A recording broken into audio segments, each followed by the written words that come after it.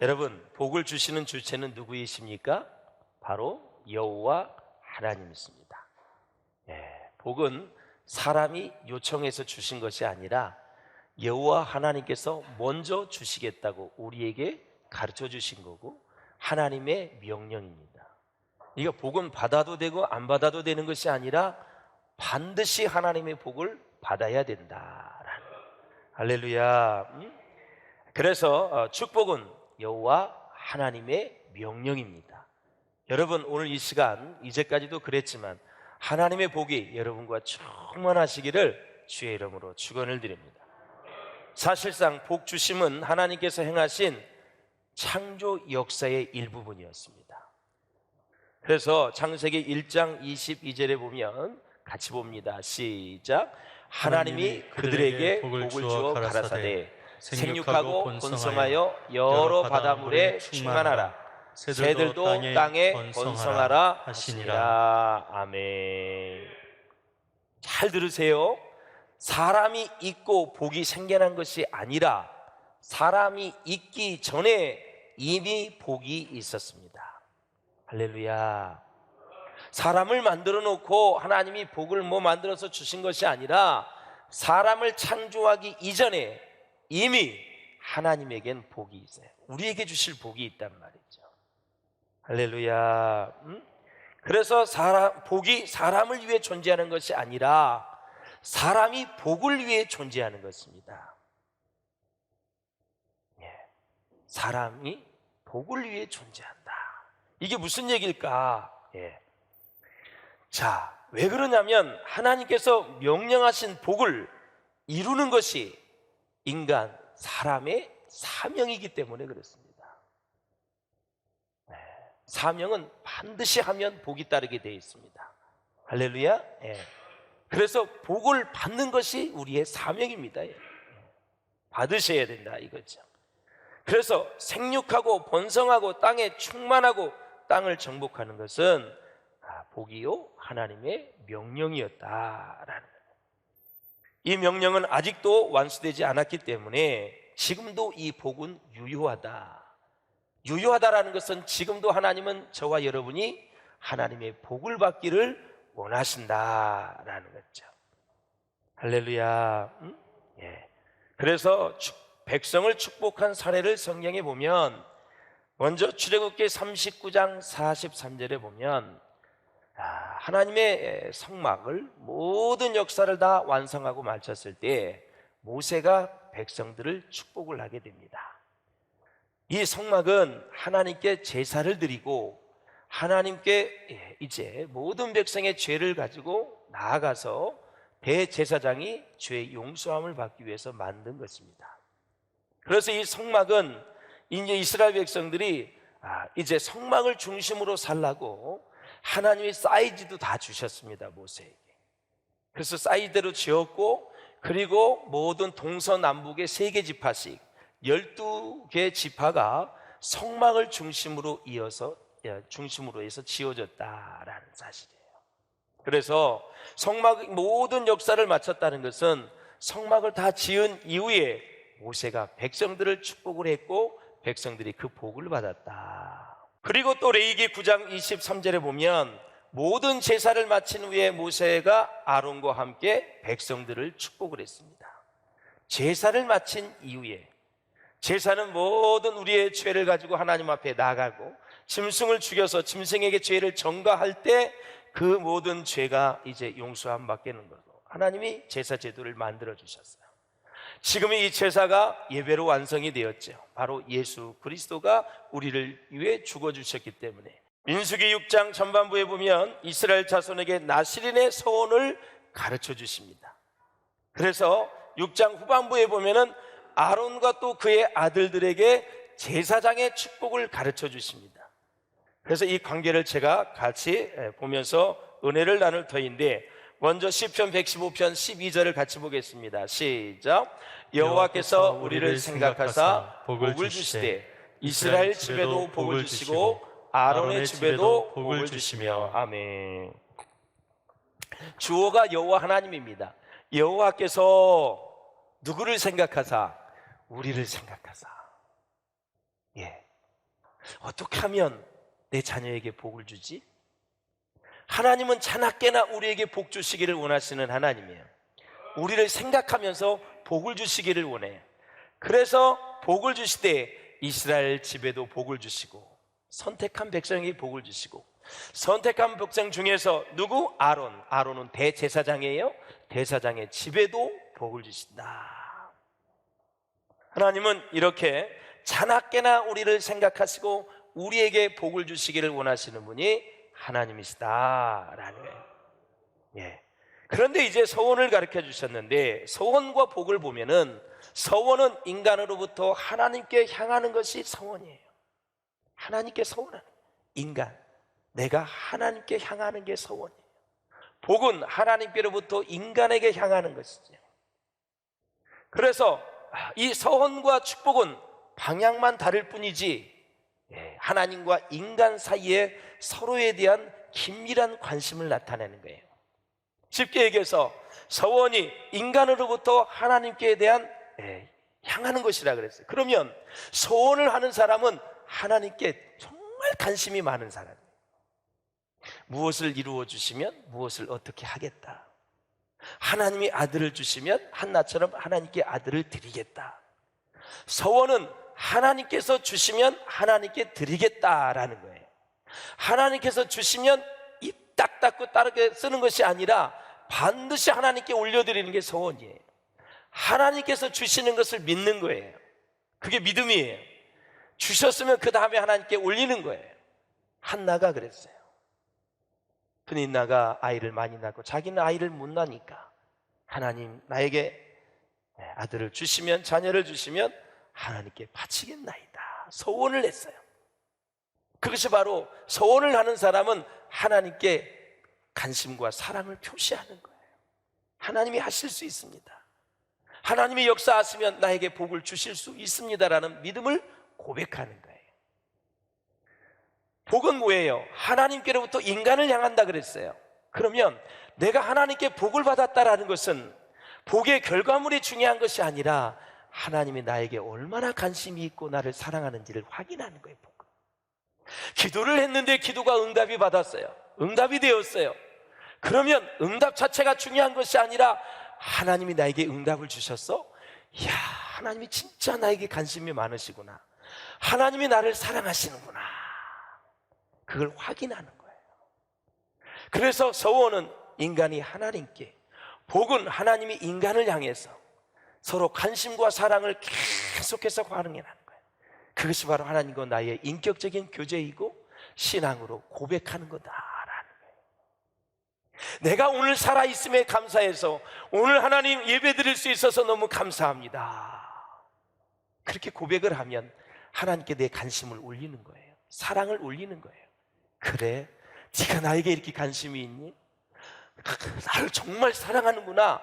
그럼 하나님이 나도 너에게 관심이 있는데, 내가 너를 너무 사랑하는데, 내가 너를 지명하여 불러서 내 아들, 딸 삼아주셨는데 내 사랑을 잊지 않겠구나.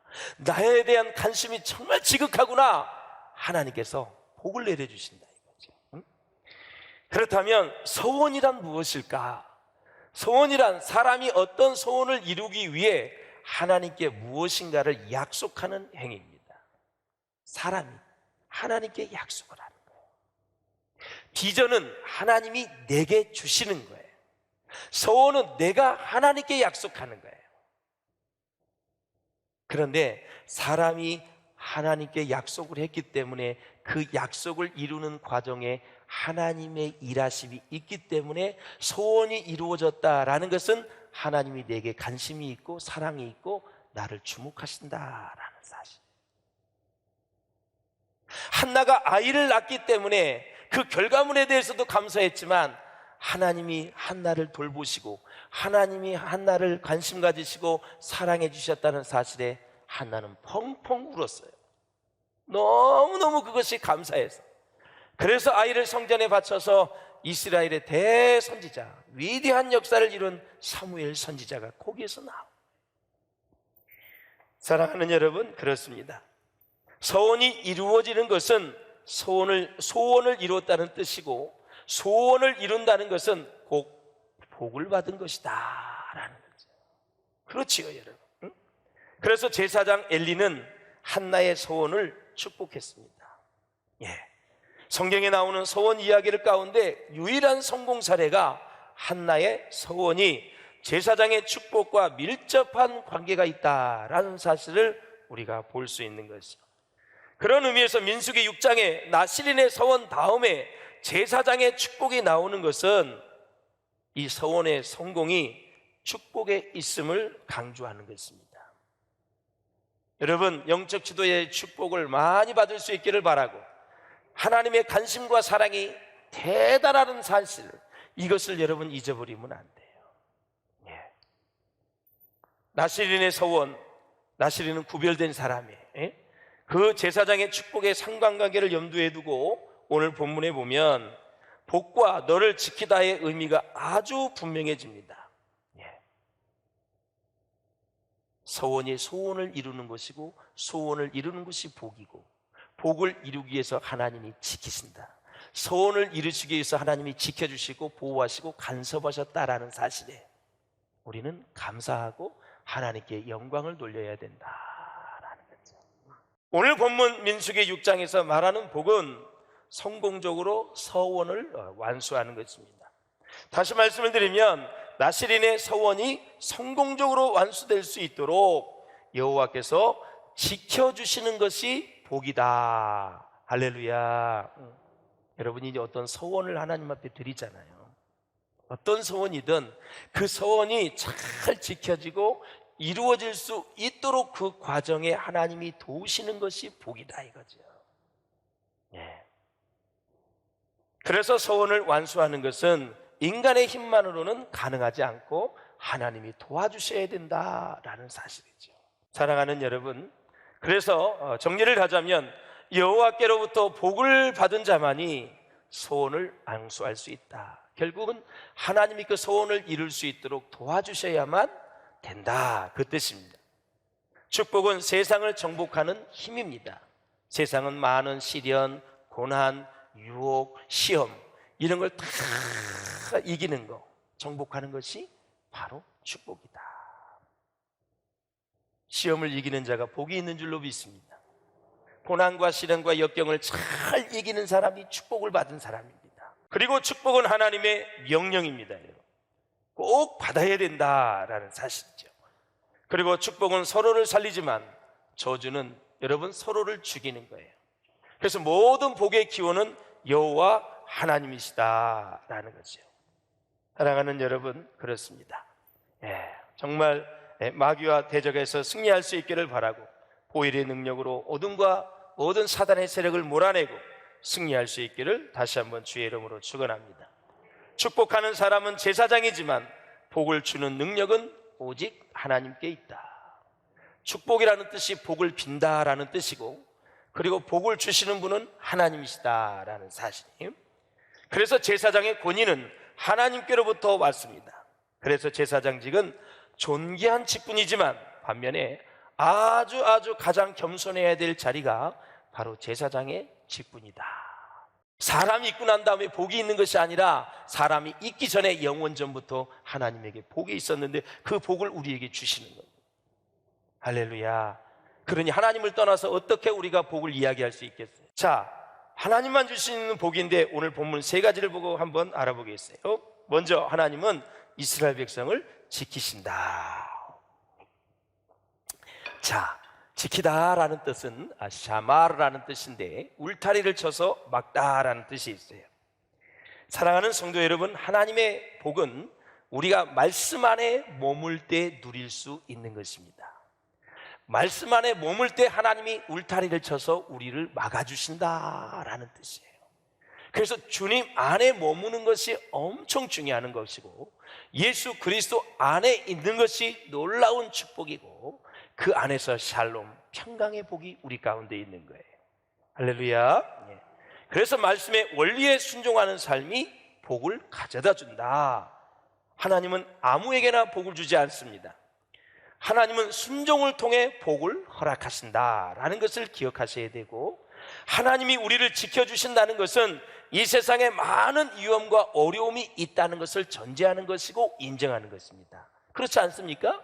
하나님이 우리를 지켜주신다는 것은 이미 우리 인생이 어렵다라는 것을 하나님이 아시고, 고난과 시련과 역경과 아픔, 고통이 있는 것을 하나님이 다 아신다 이거죠. 그래서 하나님이 지켜주신다는 것은 바로 하나님이 우리를 그 모든 어려움 가운데서 건져주시겠다. 그래서 환난 날에 나를 부르라, 내가 너를 건지리니 네가 나를 영화롭게 하리라 그랬습니다. 환난이 나면 우리를 건져주시겠대요. 그게 목적이 아니라 하나님을 영화롭게 할 수 있도록 우리를 축복해 주시겠대요. 그분이 하나님이십니다, 여러분. 그래서 환난 날에는 주님을 불러야 됩니다. 주님을 부른다는 것은 기도한다는 뜻이고, 주님을 부른다는 것은 말씀을 부여잡는다는 뜻이에요. 여러분, 물에 떠내려가는 사람에게 밧줄을 던지면 밧줄을 잡아야 사는 거예요. 그런 것처럼 우리가 환난 날에 하나님의 말씀을 꼭 붙잡는다는 것은 그 말씀을 의지한다, 그 말씀을 믿는다, 그 말씀을 바라본다, 그 말씀대로 될 줄로 믿는 믿음으로 하나님 앞에 나아간다는 의미예요. 그 말씀이 우리를 지켜주시는 거예요. 이렇게 하나님의 은혜가 축복으로 나타날 때 우리는 모든 위험으로부터 보호를 받게 되는 것입니다. 두 번째, 하나님이 우리에게 얼굴빛을 비추시는 것이 복이다. 자, 하나님의 얼굴빛을 비추는 것은 하나님의 말씀을 주시는 것인데요, 우리에게 하나님의 말씀은 생명 그 자체입니다. 생명입니다. 말씀이 끊어지면 그래서 우리는 죽게 되는 것입니다. 그리고 말씀 안에 모든 복이 다 들어있습니다. 하나님 말씀 안에 종기도 있고 부기도 있고 위기를 헤쳐나갈 모든 지혜가 말씀 안에 있다라는 거죠. 사람이 떡으로만 살 것이 아니라 하나님의 입에서 나오는 모든 말씀으로 살 것이니라. 할렐루야. 그래서 구약에서 얼굴이 25번이 나오는데, 이 얼굴은 관교의 회복이나 단절을 얘기할 때 하나님이 쓰신 단어인데요, 여러분, 우리가 하나님 앞에 죄를 범하게 되면 하나님은 이스라엘을 향해서 뭐라 그러냐면 내 얼굴을 숨기리라 그랬어요. 신명기 31장 18절에 얼굴을 숨긴다는 것은 잠시 외면하고 잠시 내버려 둔다, 그런 뜻이 있어요. 반대로 얼굴을 향하는 것은 관계를 회복할 때입니다. 이것도 마찬가지예요. 그래서 얼굴을 들어 바라보는 행위는 관심과 사랑을 나타내는 거예요. 마음이 가는 곳에 얼굴을 향하게 돼 있어요. 내가 누구를 보는 행위는 보고 싶어하는 마음이 전제되어 있다라는 사실이에요. 그래서 하나님은 오늘도 우리의 얼굴을 보고 싶어 하신다라는 것은 하나님이 우리에게 지극한 관심이 있고 하나님이 엄청난 사랑이 우리 가운데 있는 거예요. 사랑하는 나의 장로님, 권사님, 한수 집사님, 집사님, 성도님들 얼굴을 하나님 보고 싶어 하십니다. 하나님은 우리에게 관심이 너무너무 많아요. 복 주시기를 원하시는 분이에요. 할렐루야. 그래서 얼굴 빛을 비추시는 것이 복이다.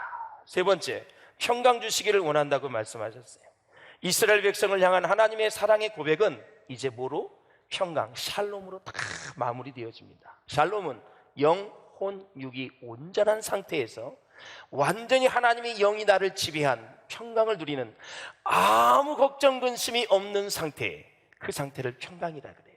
걱정 근심이 있다 할지라도 하나님을 의지하고 말씀을 의지해서 걱정 근심에 내려놓는 상태, 그 상태가 샬롬이다.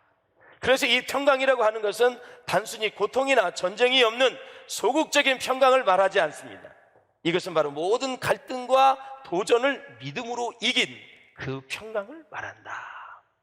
시험거리가 있어요, 문제거리가 있어요, 걱정거리가 있어도 그 모든 것을 믿음으로 이긴 상태, 그 상태가 바로 평강이다라는 거죠. 하나님은 이스라엘 백성이 복을 누리고 잘 되기를 원하십니다. 그래서 하나님이 그의 백성에게 복을 주신다는 것은 그들에게 자녀, 물질, 땅, 건강, 성령의 임재 등을 허락하시는 것으로 성경은 묘사하고 있어요. 그렇죠? 자녀의 복, 물질, 그렇죠? 그 다음에 땅, 가나안 땅을 선물로 주셨다. 건강, 하나님의 임재입니다. 이것이 바로 성경에서 나오는, 구약에서 나오는 축복의 여러 가지 목록들이, 하나님이 지키신다는 것을 바로 이것인데, 자, 시편 1편 한번 보시겠어요? 시작. 여호와께서 너를 지켜 모든 환난을 면하게 하시며 또 내 영혼을 지키시리로다. 여호와께서 너의 출입을 지금부터 영원까지 지키시리로다. 아멘. 사랑하는 여러분, 그래서 우리를 향한 하나님의 생각은 평안입니다. 그리고 미래에 또 희망을 주는 것이라고 말씀하고 있는데, 예레미야 말씀을 보세요. 기가 막힌 말씀이에요. 나 여호와가 말하노라 너희를 향한 나의 생각은 내가 아나니 재앙이 아니라 곧 평안이요 장래 너희 장래에 소망을 주려 하는 것 생각이다. 하나님은 평강 주시기를 원해요. 장래에 소망을 주시는 하나님. 그래서 주님을 만나면 소망이 생겨요. 평안해져요. 그래서 행복할 수밖에 없는 거예요. 그 다음에 12절에 보니까 너희는 내게 부르짖으며 와서 내게 기도하면 내가 너희를 들을 것이요. 13절에 보면 뭐라 그랬어요? 너희가 전심으로 나를 찾고 찾으면 나를 만나리라 그랬습니다. 사랑하는 여러분, 하나님은 축복을 통해 부서지고 무너진 창조 세계를 다 회복하시기를 원하신다라는 거예요. 브란노에서 나온 이지니스가 쓴 광야를 읽다라는 책에 보면 이런 내용이 있어요. 광야는 가나안과 전혀 다르다. 가나안에서 살던 것처럼 광야에서 살려고 하면 안 된다라는 거죠. 광야에서는 만나를 내려주시는 것만으로도 감사해야 된다라는 거고, 장막에 머물 수 있는 것만으로도 감사해야 된다. 또한 작은 그늘을 들이우는 로뎀나무만 있어도 광야에서는 감사해야 된다. 뿐만 아니라 광야에서는 하루하루 살아가는 것만으로도 감사할 일이다. 광야에서는 축복의 장막비를 기대해서는 안 된다라는 거죠. 이슬 같은 은혜에도 감사하는 마음을 가져야 된다. 그래서 광야에서의 목표는 오직 하나다. 살아남아 무사히 광야를 통과하는 것이 목적이다. 여러분, 광야의 1세대가 갈렙과 여호수아를 제외하고는 다 죽었습니다. 여러분, 두 사람만 가나안 땅에 들어가고 2세대와 함께 들어가는 것이요. 광야를 통과할 때 또 이런 얘기를 합니다. 은금을 모으고 좋은 집과 곡간을 짓는 것은 가나안에 들어간 다음에 할 일이다. 광야에서는 그런 축복을 기대해서는 안 된다. 그러면서 또 무슨 얘기를 하냐면, 광야를 지날 때는 황금이 아니라 하나님 앞에 생수를 달라고 기도해야 한다. 하나님의 은혜가 아니고는 하루도 견딜 수 없는 것이 어디냐? 광야이다. 그런데 우리는 광야를 지나면서 축복 타령을 할 때가 얼마나 많은가. 하나님의 은혜로 무사히 광야를 벗어나게 해달라고 기도를 해야 되는데, 광야를 지나면서 축복을 달라고, 황금을 달라고, 은금이 증식되게 해달라고, 배부르게 해달라고, 잘 살게 해달라고 할 때가 얼마나 많은가. 이스라엘 백성을 보라 이거죠. 이스라엘 백성의 광야를 지날 때 하나님께서는 하늘로부터 이슬과 만나를 내려주셨다는 거죠. 생수를 공급해 주셨다는 거죠. 구름기둥과 불기둥으로 인도해 주셨다는 거죠. 이 모든 것이 하나님의 은혜이다라는 거죠. 하나님이 주셔야만 받을 수 있는 것들이다라는 거죠. 그래서 은혜는 위로부터 하나님이 주시는 것이고, 복은 이 세상에서 내가 순종해서 얻을 수 있는 것이라고 이진희 씨는 그렇게 얘기하는 것입니다. 사랑하는 여러분, 내 인생이 지금 광야입니까? 지금 가나안 땅의 시기입니까? 이 분별 자체가 또 은혜인 것입니다. 광야를 지나가고 있는데 자꾸 우리는 잘 살게 해달라고 은금을 구하면 아니 된다라는 거죠.